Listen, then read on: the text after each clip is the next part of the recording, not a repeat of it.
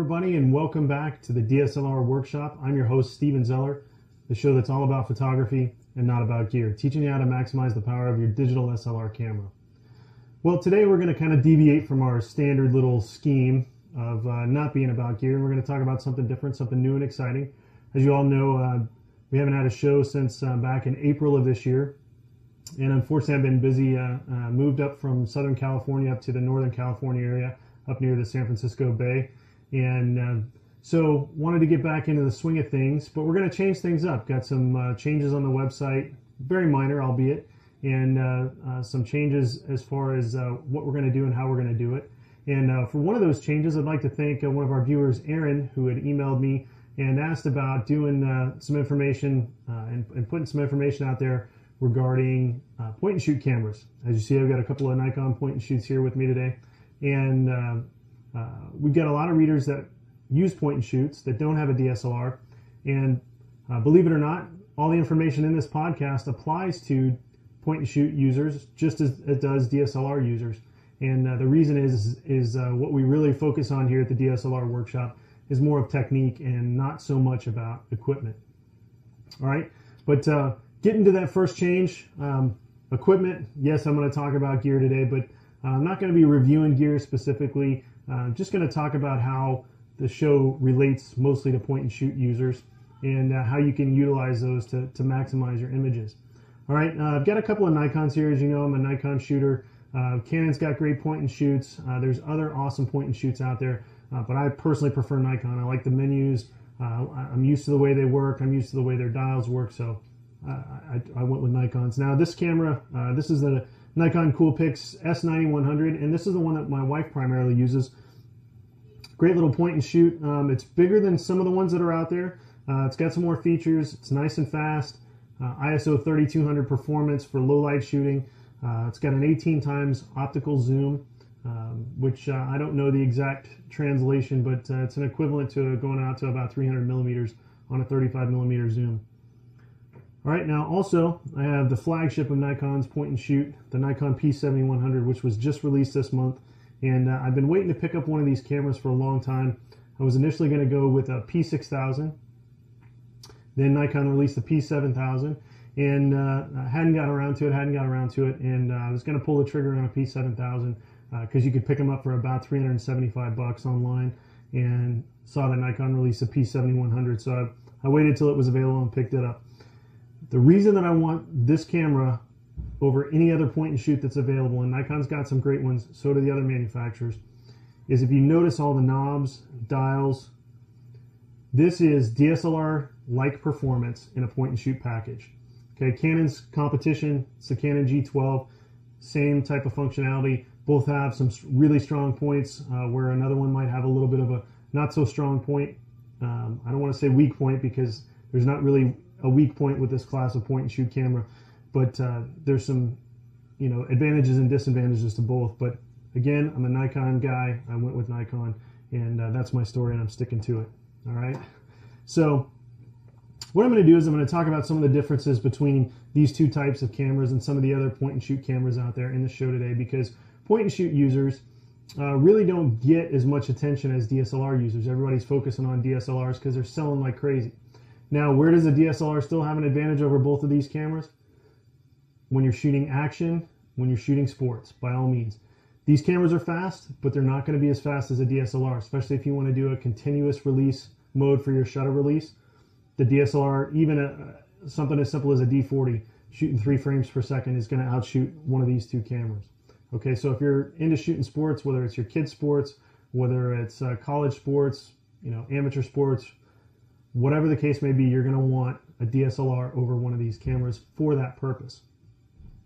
Now, the reason that I've been longing after a high-end point and shoot camera, and I won't really say high-end, I'll say high-performance point and shoot, is primarily because what I was doing is traveling a lot, and a DSLR, no matter how small, is bulky.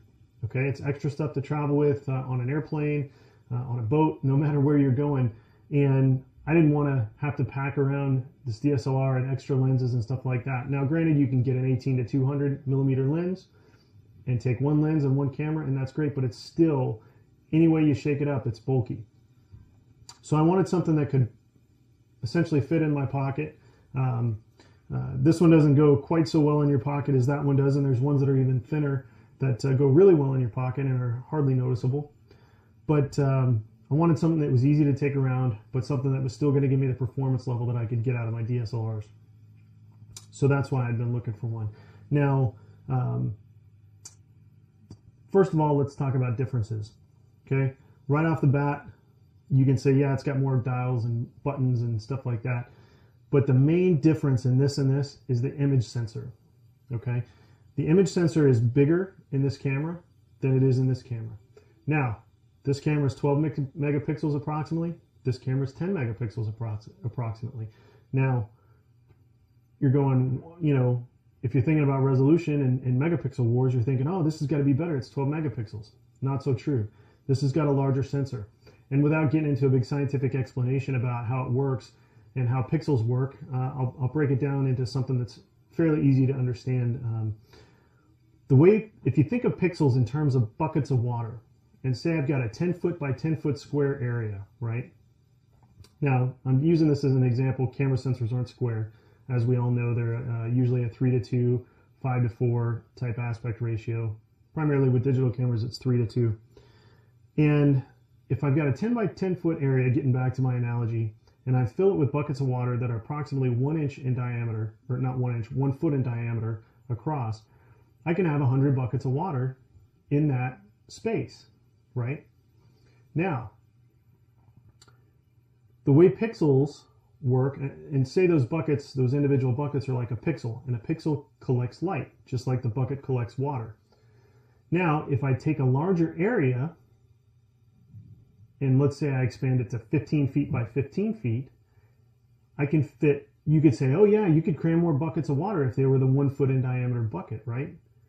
But that's not what we're talking about here. In this case, what we did is we put bigger buckets, or that's what Nikon did. I say we like I'm part of Nikon. By the way, Nikon, if you want to sponsor the show, get in touch with me. I don't have any sponsors. I'd love to have you. Okay, just kidding. Shameless plug. But what we're getting at here is instead of putting more buckets of water, what Nikon does is they make the bucket larger. Okay, so that means I can collect more water. And in terms of light, with a pixel, if the pixel's larger, I can collect more light. So that's the easy way to think about it. So a larger sensor's advantage, even though it has less megapixels, you know, less pixels on the sensor itself, each individual pixel is larger, and therefore it's more sensitive to light, less prone to noise, and overall your image quality is going to be better. All right, so that's the huge difference between this kind of point and shoot and this kind of point and shoot, and that's why we went that way. Okay, some other features with this point and shoot that I really like, besides being able to control everything via knobs and not having to dig through the menus, which makes the workflow portion faster as far as when you're shooting. But it's got an accessory hot shoe. The accessory hot shoe is huge for me because I love shooting with off-camera flash. Now, not only can I put a master flash on here like an SB800 or an SB900 and trigger other Nikon flashes via the creative lighting system, I can also put a wireless trigger on here. So I can put my CyberSync transmitter on here, and I can trigger all the wireless flashes that I want right from this camera. Okay, and because it uses an electronic shutter, I'm not limited so much. I am to some degree, but I'm not limited so much by sync speed like you are with a DSLR, which has a mechanical shutter. So, well, granted, given the option of the D40, which also has it's a hybrid mechanical and electronic shutter, so I also get a faster sync speed on my D40 just like you would on the old D70. All right, but that was another huge thing as to why I wanted this classic camera, because let's say I wanted to go someplace, take a few flashes, use some off-camera flash, I still can pack all this around very easily in a shoulder bag and not have to have this big cumbersome bag, a DSLR, different lenses, things like that. So that was another huge draw. Okay, some other features about this camera: on the mode dial on top, you've got manual mode, aperture priority mode, shutter priority mode, programmed auto, full auto, just like you do on a DSLR. It's got some scene modes, some effects, 3 user programmable presets that I can store the information settings that I use. I haven't had a full opportunity to test drive this camera to its fullest capability, but I've heard that the user program settings are not that great. They only remember certain things and not everything that you might want to remember. Okay, the other thing with this camera is it's got an ED glass lens from Nikon, and it's got vibration reduction just like you do in your DSLRs, and a lot of their point and shoots do. This S9100 also has vibration reduction. It's a 6 to 42.6 millimeter zoom range, which equates to 28 to 200 millimeters if you're thinking in DSLR or 35 millimeter format terms, and it's f2.8 to f5.6 is my maximum aperture. So on the short end, I can shoot at f2.8 on this camera. On the long end, I'm at f5.6, like you are with a lot of popular Nikon lenses. So another huge feature. Nikon also added this nice little, they call it a sub command dial, but it's like the front command dial on a DSLR. I have the back command dial here, or a little jog wheel that I can use, and it's just like shooting a DSLR. I also have a couple of function buttons. I've got a function 1 button here and a function 2 button up here. My exposure compensation is available to me via dial. I've got a quick menu. I can change ISO, quality, white balance, even bracketing. So if you want to shoot HDR with this camera, you can do it. It's awesome. It's also got a viewfinder, as you can see, so I can look through the viewfinder in bright daylight. I don't have to compose solely on the LCD screen. And lastly, the LCD screen tilts. So it tilts up and down. So if I'm shooting low, I got the camera down low, I can tilt my LCD, or if I'm way up high, I can look up at my LCD and it helps me compose my images, which is a nice feature. Okay, that's why I wanted that classic camera. It also does have a pop-up flash here. If I turn it on, you can see that. Just hit the little button on the back, little pop-up flash. On-camera flash, great for fill flash, horrible if you're trying to light a scene with it, just like any on-camera flash, as I've always said. On-camera flash, not so great. Okay, all right, so that's the the P7100. That's my new travel companion, by all means. All right, the S9100, my wife's camera, also has a little pop-up flash on top. Fantastic little point and shoot, 3-inch LCD, shoots 1080p HD video, which this only shoots 720p HD video, by the way. Still not bad, still high def. The biggest difference in this, besides a smaller sensor, is everything's menu driven. There's some buttons here on the back, a little dial wheel. I can get to my flash, I can get to my exposure compensation, self-timer, my macro mode, and my video mode. But and then I've got a dial here for going from auto or scene selection. But I don't have nearly the amount of control available to me because I can't shoot in manual. I don't have aperture priority or shutter priority. This is more of a traditional point and shoot. Pick it up, turn it on, take a picture, get a good image. Works up to ISO 3200. I've taken it into museums. Had it in the Monterey Bay Aquarium. Worked fantastic. Even at ISO 3200, got nice images. Really great camera. It's one of Nikon's higher end. I think it comes in at like a $329 price point. So, you know, it's a great point and shoot camera. It's nice for people who aren't into photography, for example, my wife, because she can take great pictures with it, and she doesn't have to have all the dials and everything else. It's going to be overwhelming to somebody who just wants to pick up a camera and take pictures. Okay, so very fantastic camera. Now, you're probably sitting there going, man, a point and shoot, they take crappy pictures and you get bad images and, you know, whatever else. That's not true. As I've always said, cameras don't make pictures. People do. Okay, photographers, they make pictures. The camera is just a tool. Okay, so we use the tool, we're effective with the tool, we can make great images. And I'll show you a couple of shots here. The first one I took, that was with our family dog laying on the floor. You know, nice shot, great light, no flash needed, anything like that. And you can see he's just laying there on the floor. But what makes the photo interesting is the compositional elements. The camera was sitting right on the floor. The dog's laying on the floor. It gives you a perspective that people don't see every day. Most people, you see a picture of their dog, the person's standing all the way up, they're shooting down on the dog laying on the floor. Okay, so that's what we're used to seeing. You put your camera in a different place, as Joe McNally says, and you get great images. You know, you get something different, and that's what makes your photo stand out. It doesn't matter if it's taken with a point and shoot. Could have been a 35 millimeter film reusable camera, the one that you turn in and develop after you're done with it. Still would have been a fantastic image because of composition, because of technique, not because of what gear I'm using.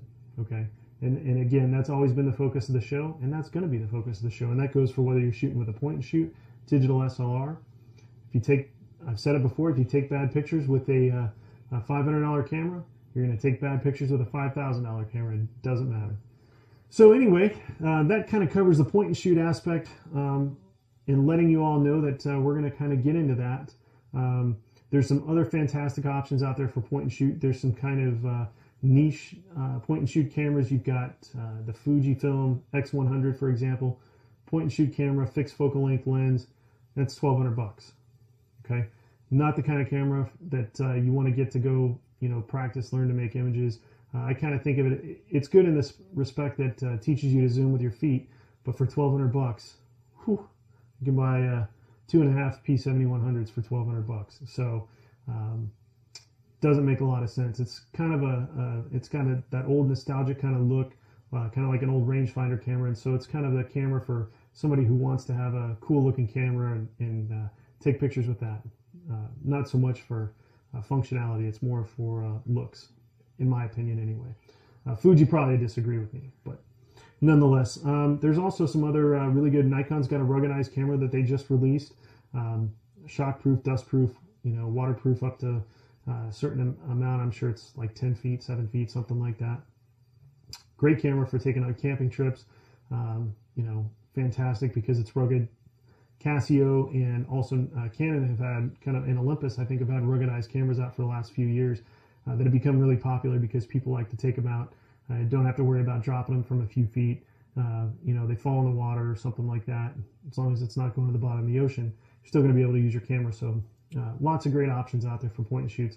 And what you're going to see me doing is you're going to see me covering a lot more of the show and technique using my P7100 and kind of staying away from the DSLRs. And that's not because I'm abandoning the DSLRs, but also want to kind of cater to point and shoot users too. So now we're not only teaching you how to maximize the power of your DSLR camera, we're teaching you how to maximize the power of your point and shoot. Still going to be the DSLR Workshop, not going to change the names, but we are going to add that in there so that the point and shooters don't feel as left out, okay? And the reason I'm using this, I can still shoot raw, so I still get that post-production flexibility if I need it, and it's just a great all-around camera. I'm really excited about it, and I'm going to have a lot of fun with it, and looking forward to teaching with it as well. All right, so the other part of the show that we're going to be changing up is more of an administrative function, not so much a function of technique and teaching. And you'll notice this if you go to the website. Obviously, if you're watching it in iTunes, you're not going to see it. But if you're watching on the website, you look over here to the left. We've got, my left, your right. We've got a new area where you can help support the show through donations. Show doesn't have any sponsors. Basically, what we're doing is we're providing an avenue for people to help support the show. We want to keep the show free. I want to make sure that everybody can watch it, everybody has it accessible, and basically what the donations for to help cover costs like web hosting, some administrative things, and basically that's about it. Not too much more than that, but if you want to donate, please feel free. Any amount would be helpful, and we'd certainly appreciate the support, but that's totally up to you, but just wanted to put it out there. So when you go to the website and you see that, that's why it's there. All right? So that's one of the other changes. And really, that's basically about it. So I want to welcome everybody back. It's great to be back, great to be doing the show again, and look forward to bringing you guys some great content up here in Northern California, being able to get out, do some shooting in the area. Haven't spent a lot of time up here, so I'm really looking forward to getting out, taking some advantages of the great landscape that's up here, great scenery, and bringing you guys some great content to help you improve your photography skills along your photographic journey. All right, so thanks again for tuning in, and be sure to check us out next week. You can visit us on the website at www.theDSLRworkshop.com. Put that on the screen down here. You can find us on Facebook at facebook.com/theDSLR Workshop. And you can also follow us on Twitter at twitter.com/theDSLR Workshop. All right, thanks again for joining us. We'll see you next time. Have a great day. Keep those cameras rolling.